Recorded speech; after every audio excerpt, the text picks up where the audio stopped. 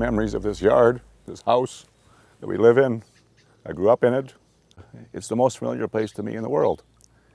My parents had been very lucky. We grew up with the legacy of a financial arrangement that my father was able to make with this neighbor that he had never met before when my father was about 25 years old to make a deal on a farmland. At the time, both my mother and father grew up in this area, and they were needing a place to call home. This was considered a real prize, built by a Norwegian who had immigrated here and built this in 1919, the house, and had been here for a few years.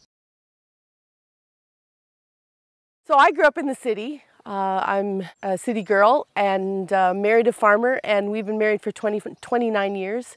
And it's been a steady learning curve for me, learning what farming is all about. The rhythms of a farm, from seeding to harvest, and all the elements that make up a farm. And so it was a classic mixed farm of chickens and cattle and hogs and some grain. The grain land was mainly for feed, to feed the animals, and my parents did all they could to try to develop the farm, and it was always just a family operation. But as technology changed and both inputs became more costly and margins became thinner, you had to grow the farm in some way or another.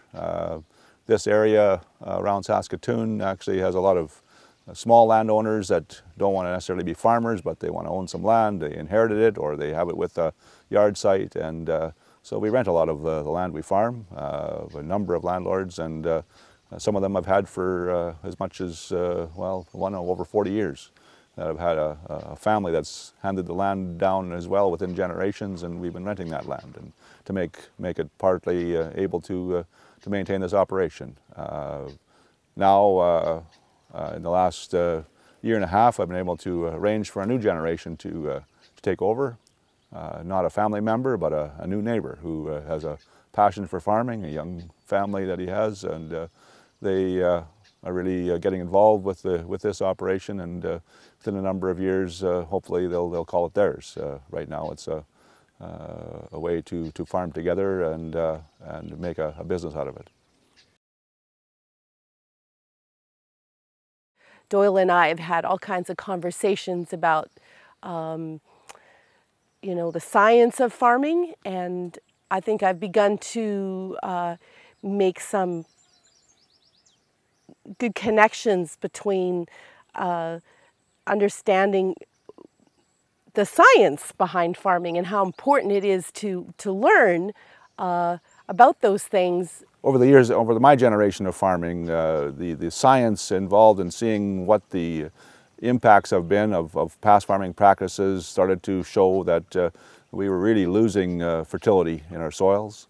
The industry responded to that in different ways, new better equipment and new herbicides, and with that came new seed types that we could grow without tilling the soil. And that was a major shift for us. We knew that something had to change.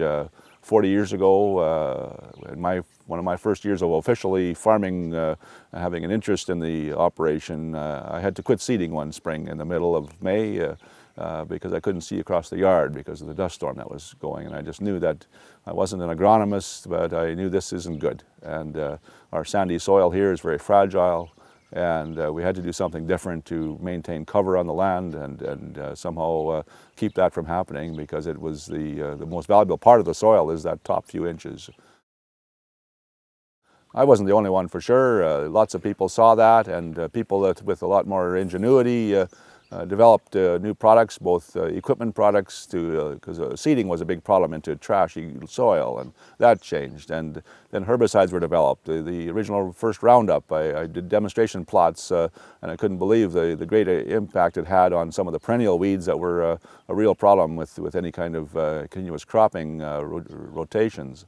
And that developed into then the only GMO crop we grow really is a canola crop. And prior to using that type of seed technology, we had to till our soil for a herbicide that went into the soil to help keep the weeds down and let the canola grow. But it wasn't perfect either.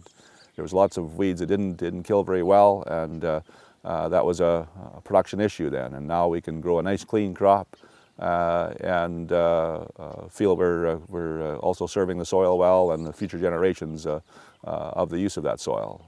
We believe in science. We've learned to realize how much science has for us and impacts us right from the earliest days, whether it was engineering science and making a better plow 150 years ago, or whether it's molecular science and the synchrotron helping them to see how the impacts of different chemistries and different ways of controlling weeds, whether it's that or new varieties of grain. It's science in all kinds of ways, and we know that the governments have been tasked with overseeing that on behalf of consumers, and we're consumers too. We eat the food we grow in all of its glory, if you will, in any way we feel appropriate. And we're around all of the inputs that some think are scary.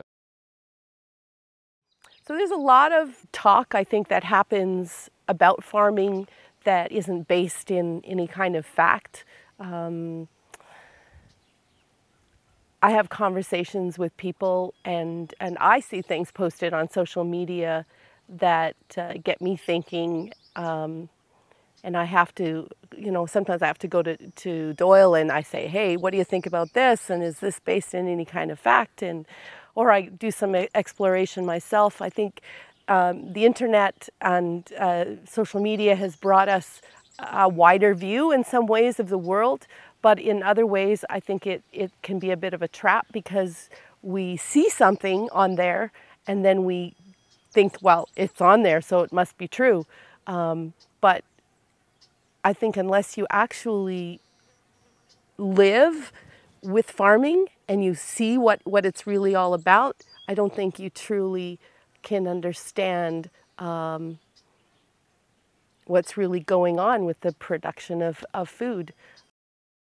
Just like any other job these days, there's been a lot of movement in the science behind things, and to keep up with all of the different elements and do things properly and know what the rules are as far as how to put the inputs in, and how to treat the land, and how to be aware of what consumers are fearful of. But we feel we still need to produce as well as we can, and as profitably as we can. But some years, like this one, may not be that profitable, but we'll carry on.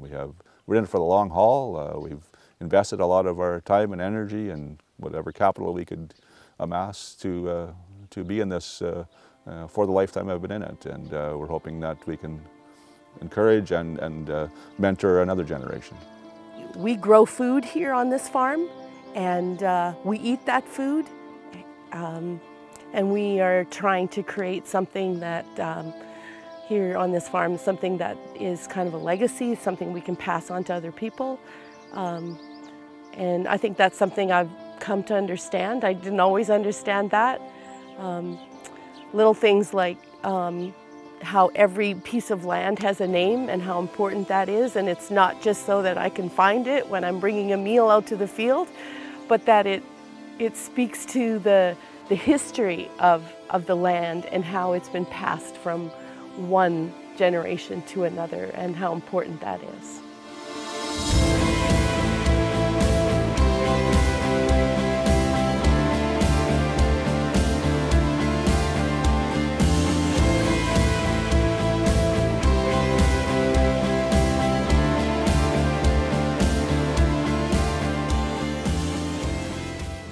The family farm, a tradition in Canada going back 200 years. This canola farm has been in the family for 3 generations. Today's farmers face the same challenges as their forefathers: weather, soil fertility, pests, commodity prices. But today's farm is radically different from the romantic ideal.